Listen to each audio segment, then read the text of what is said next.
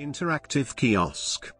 An interactive kiosk is a computer terminal featuring specialized hardware and software that provides access to information and applications for communication, commerce, entertainment, or education.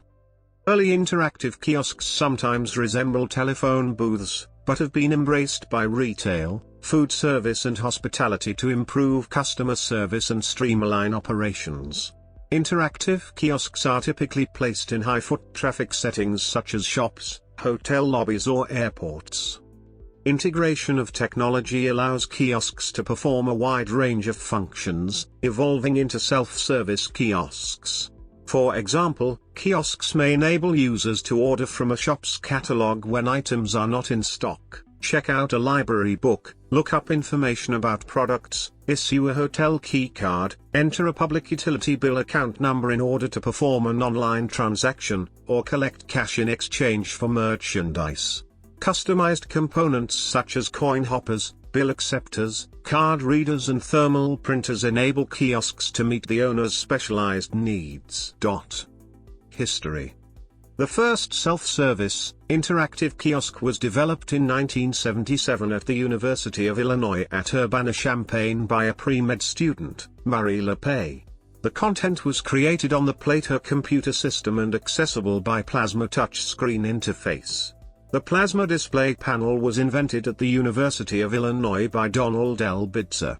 Lepay's kiosk, called the Plato Hotline, allowed students and visitors to find movies, maps, directories, bus schedules, extracurricular activities and courses. When it debuted in the U of Illinois Student Union in April 1977, more than 30,000 students, teachers and visitors stood in line during its first 6 weeks, to try their hand at a personal computer for the first time. The first successful network of interactive kiosks used for commercial purposes was a project developed by the shoe retailer Florsheim Shoe Company, led by their executive VP, Harry Bock, installed circa 1985. The interactive kiosk was created, manufactured and customized by Video Incorporated. Of Sunnyvale, California. The network of over 600 kiosks provided images and video promotion for customers who wished to purchase shoes that were not available in the retail location. Style, size and color could be selected, and the product paid for on the kiosk itself. The transaction was sent to the Florsheim mainframe in St. Louis, Missouri, via dial-up lines, for next-day home or store delivery via Federal Express. The hardware, including microcomputer, display system, touchscreen, were designed and built by Video, while other components, like the CRT, floppy disk, printer, keyboard and physical housing, were sourced from other vendors. The video disc material was created quarterly by Video at Florsheim's direction, in Video's state-of-the-art video production facility in CA. This kiosk network operated for over 6 years in Florsheim retail locations. In 1991, the first commercial kiosk with internet connection was displayed at Comdex. The application was for locating missing children. The first true documentation of a kiosk was the 1995 report by Los Alamos National Laboratory, which detailed what the interactive kiosk consisted of. This was first announced on comp.infosystems.kiosks by Arthur, the original Usenet moderator. In 1997, Kiosk.com was launched to provide a trade show for organizations looking to deploy interactive self-service kiosks. These trade shows used to occur twice a year, and offer companies education and demonstrations for successful self-service deployments. The first company to launch a statewide interactive kiosk program was Imperial Multimedia in 2007. Imperial Multimedia installed interactive kiosks in 31 of Virginia's state parks, and these electronic kiosks included park overviews, printable maps, waypoints, points of interest, video tours of trails, and emergency information. Today's kiosks bring together the classic vending machine with high-tech communications and complex robotic and mechanical internals. Such interactive kiosks can include self-checkout lanes, e-ticketing, information and wayfinding, and vending. Electronic kiosks have become a larger part of the retail landscape as users embrace technology in their daily lives. One such example of a strong retail kiosk business is Redbox, a movie rental kiosk company. Redbox was formerly a subsidiary of Outerwall Incorporated, another well-known company popular for Coinstar kiosks. Design and construction. The aesthetic and functional design of interactive kiosks is a key element that drives user adoption, overall uptime and affordability. There are many factors to consider when designing an interactive kiosk, including interactive kiosks around the world. Government usage. Several countries have already implemented nationwide installation of kiosks for various purposes. One example of such large-scale installations can be found in the United Kingdom, where thousands of special-purpose kiosks are now available to aid job seekers in finding employment. The United States Department of Homeland Security has created immigration kiosks where visitors register when they enter the United States. There are also exit kiosks where visitors register when they leave the U.S. Internally, the U.S. government has institutions such as the Postal Service which use HR kiosks for their disconnected employees to update their training as well as monitor and maintain their benefits. In India, digital kiosks are used for various purposes, such as payment of bills. Industry usage. It is estimated that over 1,200,000 kiosk terminals exist in the US and Canada alone. Groups who use kiosks in their business environment include Delta Airlines, United Airlines, JetBlue Airways, Qatar, Future Shop, The Home Depot, Target Corporation, and Walmart. Types of kiosks. Telekiosk. The telekiosk can be considered the technical successor to the telephone booth, a publicly accessible set of devices that are used for communication. These can include email, fax, SMS, as well as standard telephone service. The telekiosk is rarely seen anymore. Telekiosks gradually appeared around the United Kingdom in the first years of the 21st century. Some are situated in shopping centres and transport terminals, with the intention of providing detailed local information. Others are in public places, including motorway service areas and airports. The International Telecommunications Union is promoting the use of the telekiosk in Africa and parts of Asia where local people do not have access to communications technology. In part, this work addresses the digital divide between rich and poor nations. There are, however, great practical benefits. The scheme in Bhutan aims to provide an e-post system, whereby messages are relayed by telephone, then delivered by hand to rural areas, easing the problems of transporting letters across the countryside. Health, agricultural and educational information is also available. Financial services kiosk. The financial services kiosk can provide the ability for customers to perform transactions that may normally require a bank teller and may be more complex and longer to perform than desired at an ATM. These are sometimes referred to as bank-in-a-box, and the first prime example would be the VCOM units deployed in 7-Eleven in U.S. These units are generally referred to multifunction financial service kiosks, and the first iteration was back in late 1990s with the VCOM product deployed in Southland, 7-Eleven, convenience stores. Check cashing, bill payment and even dispensing cash cards. New multifunction machines have been deployed in C-store markets supported by Speedway and others. By 2010, the largest bill pay kiosk network is AT&T for the phone customers, which allows customers to pay their phone bill. Verizon and Sprint have similar units for their customers. Photo kiosk. An interactive kiosk which allows users to print pictures from their digital images. The marquee example began with Kodak, who at one point had over 100,000 units up and running in the US. Many of these units were customized PCs with an LCD which would then print to central printer in customer service. Two major classes of photo kiosks exist. Digital order stations. This type of photo kiosk exists within retail locations and allows users to place orders for prints and photographic products. Products typically get produced in store by a digital mini lab, or at another location to be shipped directly to the consumer, or back to the store to be picked up at a later time. Digital order stations may or may not support instant printing, and typically do not handle payments. Instant print stations. This type of photo kiosk uses internal printers to instantly create photographic prints for a self-serve paying customer. Often located in public locations, hotels, schools, airports, instant print stations handle payments. Often such systems will only print 4x6-inch prints, although popular dye sublimation photo printers as of 2008 allow for 4x6, 5x7, 8x10, 8x12. It's more a matter of resupply labor economics and chassis size. Internet kiosk. An internet kiosk is a terminal that provides public internet access.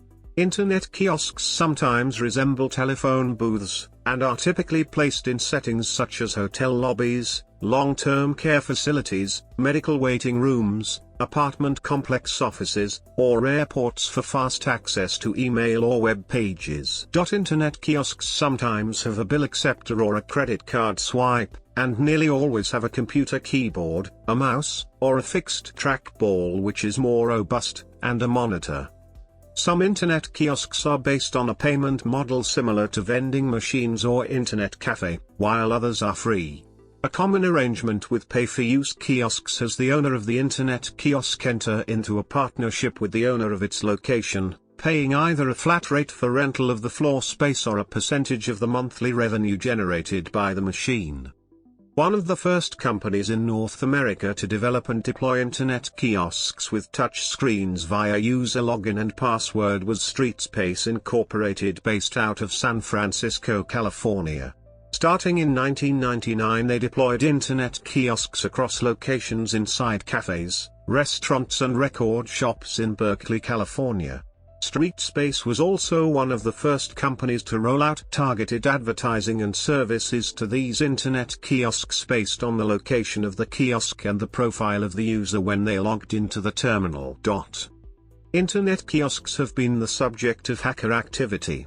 Hackers will download spyware and catch user activity via keystroke logging. Other hackers have installed hardware keystroke logging devices that capture user activity. Businesses that provide internet kiosks are encouraged to use special internet kiosk software and management procedures to reduce exposure to liability. Ticketing kiosk. Many amusement parks such as Disney have unattended outdoor ticketing kiosks. Amtrak has automated self-service ticketing kiosks. Busch Gardens uses kiosks for amusement parks. Lisbon Oceanarium has self-serve ticketing kiosks by Part Team and IM kiosks. Cruise ships use ticketing kiosks for passengers. Check-in kiosks for auto rental companies such as Alamo and National have had national deployments. The ticket halls of train stations and metro stations have ticketing kiosks that sell transit passes, train tickets, transit tickets, and train passes. Movie ticket kiosk. Many movie theater chains have specialized ticket machines that allow their customers to purchase tickets and or pick up tickets that were purchased online. Radiant and Fujitsu have been involved in this segment. Restaurant kiosk. A new way to order in cafe from tablet kiosks. Kiosks are available in addition to cashier stations so that wait time is reduced for all guests. The kiosk is highly visual and includes a product builder to assist with order accuracy and customization. DVD vending kiosk. An example of a vending kiosk is that of the DVD rental kiosks manufactured by several manufacturers, where a user can rent a DVD, secured by credit card for $1 per day. One of the larger DVD vending kiosks companies is Outerwall Incorporated, who owns and operates the Redbox kiosks throughout North America. They also operate Coinstar kiosks as well. Visitor management and security kiosk. A visitor management and security kiosk can facilitate the visitor check-in process at businesses, schools, and other controlled access environments. These systems can check against blacklists, run criminal background checks, and print access badges for visitors. School security concerns in the United States have led to an increase in these types of kiosks to screen and track visitors. Building directory and wayfinding kiosk. Many shopping malls, hospitals, airports and other large public buildings use interactive kiosks to allow visitors to navigate in buildings. Harris County Hospital District, Baptist Hospital of Miami, the Children's Hospital of Philadelphia and the Kiosk Medical Center are but a few medical centers utilizing interactive touchscreen kiosks with a building directory and wayfinding solution. Hospital and medical clinic registration and check-in kiosks. Hospitals and medical clinics are looking to kiosks to allow patients to perform routine activities. Kiosks that allow patients to check in for their scheduled appointments and update their personal demographics reduce the need to line up and interact with a registration clerk. In areas where patients must make a copay, kiosks will also collect payment. As the requirements for documentation, waivers and consent increase, kiosks with integrated signature capture devices are able to present the documentation to the patient and collect their signature. A business case for registration and check-in kiosks is built around. A large community hospital has been able to reduce their registration staff by 30%, improve data quality, and shorten lineups. Kiosks can display information customized to the user such as personalized messages helping them to manage their health.